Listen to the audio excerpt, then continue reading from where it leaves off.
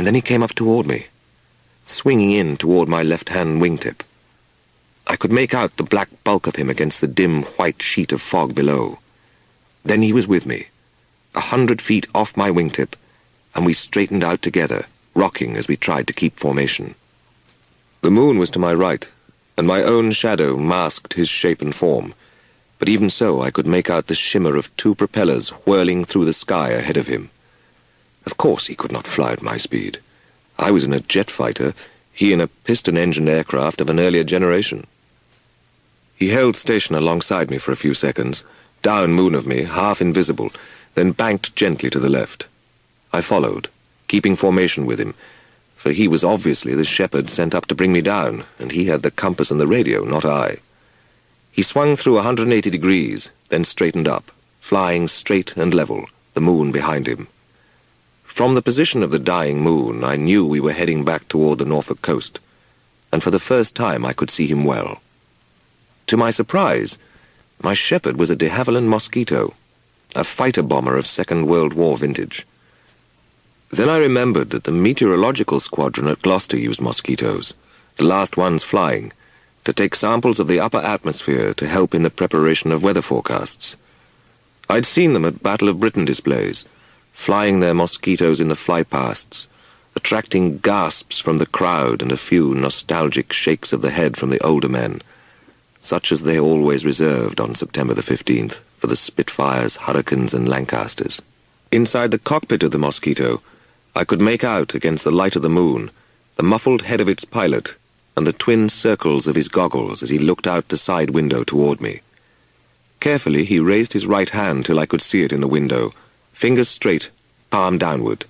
He jabbed the fingers forward and down, meaning, "We're going to descend. Formate on me." I nodded, and quickly brought up my own left hand so he could see it, pointing forward to my own control panel with one forefinger, then holding up 5 splayed fingers. Finally, I drew my hand across my throat. By common agreement, this sign means I have only 5 minutes fuel left. Then my engine cuts out. I saw the muffled, goggled, oxygen-masked head nod in understanding. Then we were heading downward toward the sheet of fog. His speed increased, and I brought the air brakes back in. The vampire stopped trembling and plunged ahead of the Mosquito. I pulled back on the throttle, hearing the engine die to a low whistle, and the shepherd was back beside me. We were diving straight toward the shrouded land of Norfolk. I glanced at my altimeter. 2,000 feet. Still diving. He pulled out at 300 feet. The fog was still below us. Probably the fog bank was only from the ground to 100 feet up, but that was more than enough to prevent a plane from landing without a GCA. I could imagine the stream of instructions coming from the radar hut into the earphones of the man flying beside me, 80 feet away through 2 panes of perspex, and the wind stream of icy air moving between us at 280 knots. I kept my eyes on him, formating as close as possible, afraid of losing sight for an instant, watching for his every hand signal.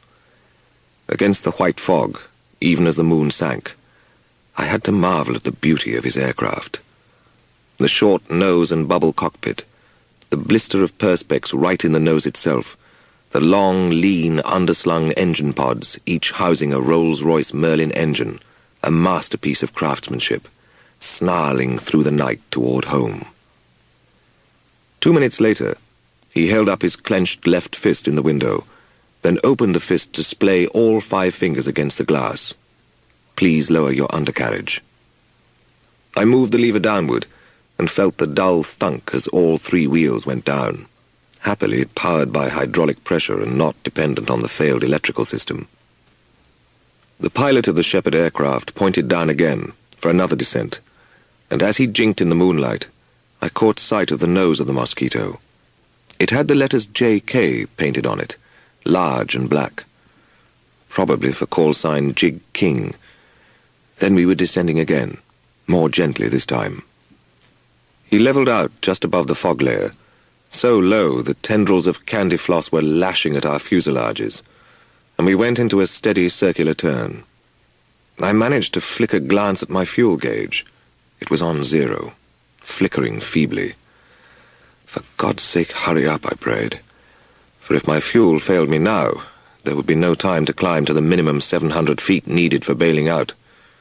A jet fighter at 100 feet, without an engine, is a death trap with no chance for survival.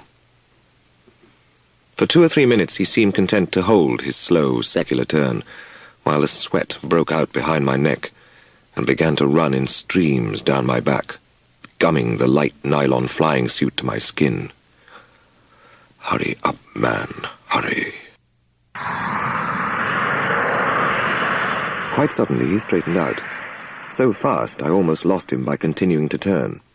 I caught him a second later and saw his left hand flash the dive signal to me. Then he dipped toward the fog bank. I followed, and we were in it. A shallow, flat descent, but a descent nevertheless, and from a mere 100 feet toward nothing.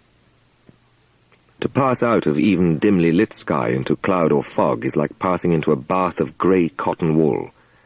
Suddenly there is nothing but the grey, whirling strands, a million tendrils reaching out to trap and strangle you, each one touching the cockpit cover with a quick caress, then disappearing back into nothingness. The visibility was down to near zero. No shape, no size, no form, no substance. Except that off my left wingtip, now only 40 feet away, was the form of a mosquito flying with absolute certainty towards something I could not see. Only then did I realize he was flying without lights. For a second I was amazed, horrified by my discovery. Then I realized the wisdom of the man. Lights in fog are treacherous, hallucinatory, mesmeric. You can get attracted to them not knowing whether they are 40 or 100 feet away from you. The tendency is to move toward them. For 2 aircraft in the fog, one flying formation on the other, that could spell disaster. The man was right. Keeping formation with him, I knew he was slowing down, for I too was easing back the throttle, dropping and slowing. In a fraction of a second I flashed a glance at the 2 instruments I needed. The altimeter was reading 0, so was the fuel gauge, and neither was even flickering. The airspeed indicator, which I'd also seen, read 120 knots. And this damn coffin was going to fall out of the sky at 95. Without warning, the shepherd pointed a single forefinger at me, then forward through the windscreen. It meant there you are, fly on and land. I stared forward through the now streaming windshield. Nothing. Then, yes, something. A blur to the left, another to the right, then 2, one on each side. Ringed with haze, there were lights on either side of me, in pairs flashing past. I forced my eyes to see what lay between them. Nothing, blackness. Then a streak of paint running under my feet, the center line. Frantically I closed down the power and held her steady, praying for the vampire to settle. The lights were rising now, almost at eye level, and still she wouldn't settle. Bang! We touched the flaming deck. Bang, bang, another touch. She was drifting again, inches above the wet black runway. Bam, bam, ba-bam rumble, she was down. The main wheels had stuck and held. The vampire was rolling at over 90 miles an hour through a sea of grey fog. I touched the brakes and the nose slammed down onto the deck also. Slow pressure now. No skidding. Hold her straight against the skid. More pressure on those brakes or we'll run off the end. The lights moving past, more leisurely now. Slowing. Slower. Slower. The vampire stopped. I found both of my hands clenched round the control column, squeezing the brake lever inward.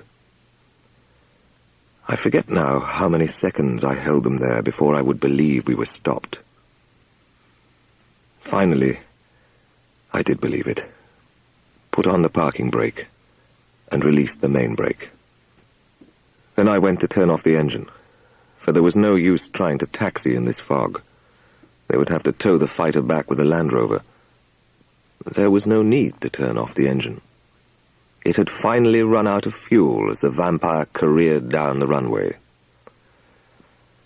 I shut off the remaining systems, fuel, hydraulics, electrics, and pressurization, and slowly began to unstrap myself from the seat and parachute dinghy pack. As I did so, a movement caught my eye. To my left, through the fog, no more than 50 feet away, low on the ground with wheels up, the Mosquito roared past me. I caught the flash of the pilot's hand in the side window, then he was gone, up into the fog, before he could see my answering wave of acknowledgement. But I'd already decided to call up RAF Gloucester and thank him personally from the officers' mess. With the systems off, the cockpit was misting up fast, so I released the canopy and wound the hood backward by hand until it locked. Only then, as I stood up, did I realize how cold it was. Against my heated body, dressed in a light nylon flying suit, it was freezing. I expected the control tower truck to be alongside in seconds, for with an emergency landing, even on Christmas Eve, the fire truck, ambulance, and half a dozen other vehicles were always standing by. Nothing happened. At least, not for 10 minutes. By the time the two headlights came groping out of the mist, I felt frozen. The light stopped 20 feet from the motionless vampire, dwarfed by the fighter's bulk. A voice called, "Hello there." I stepped out of the cockpit, jumped from the wing to the tarmac, and ran towards the lights. They turned out to be the headlamps of a battered old Jowett Javelin. Not an Air Force identification mark in sight. At the wheel of the car was a puffed, beery face and a handlebar moustache. At least he wore an RAF officer's cap. He stared at me as I loomed out of the fog. "That yours?" He nodded toward the dim shape of the vampire. "Yes," I said. "I just landed it." "Extraordinary," he said. "Quite extraordinary. You better jump in. I'll run you back to the mess." I was grateful for the warmth of the car, even more so to be alive. Moving in bottom gear, he began to ease the old car back round the taxi track, evidently toward the control tower, and beyond it the mess buildings. As we moved away from the vampire, I saw that I had stopped 20 feet short of a ploughed field at the very end of the runway. "You were damned lucky," he said, or rather shouted, for the engine was roaring in first gear and we seemed to be having trouble with the foot controls. Judging by the smell of whiskey on his breath, that was not surprising. "Damned lucky," I agreed. "I ran out of fuel just as I was landing. My radio and all the electrical systems failed nearly 50 minutes ago over the North Sea." He spent several minutes digesting the information carefully. "Extraordinary," he said at length. "No compass?" "No compass. Flying in the approximate direction by the moon, as far as the coast, or where I judged it to be. After that, no radio?" "No radio," I said. "A dead box on all channels." "Then how did you find this place?" he asked. I was losing patience. The man was evidently one of those passed-over flight lieutenants, not terribly bright and probably not a flyer, despite the handlebar moustache. A ground waller, and drunk with it. Shouldn't be on duty at all on an operational station at that hour of the night. "I was guided in," I explained patiently. The emergency procedures, having worked so well, now began to seem run-of-the-mill. Such is the recuperation of youth. I flew short, left-hand triangles as per instructions, and they sent up a Shepherd aircraft to guide me down. No problem. He shrugged, as if to say, "If you insist." Finally, he said, "Damn lucky all the same. I'm surprised the other chap managed to find a place." No problem there," I said. "It was one of the weather aircraft from RAF Gloucester. Obviously, he had radio. So we came here in formation on a GCA. Then, when I saw the lights at the threshold of the runway, I landed myself." The man was obviously dense as well as drunk. "Extraordinary," he said, sucking a stray drop of moisture off his handlebar. "We don't have GCA. We don't have any navigational equipment at all. Not even a beacon." Now, it was my turn to let the information sink in. "This isn't RAF Merriam St. George?" I asked in a small voice. He shook his head. "Marham? Chicksands, Lakenheath?" "No," he said. "This is RAF Minton." "I've never heard of it," I said at last. "I'm not surprised. We're not an operational station. Haven't been for years. Minton's a storage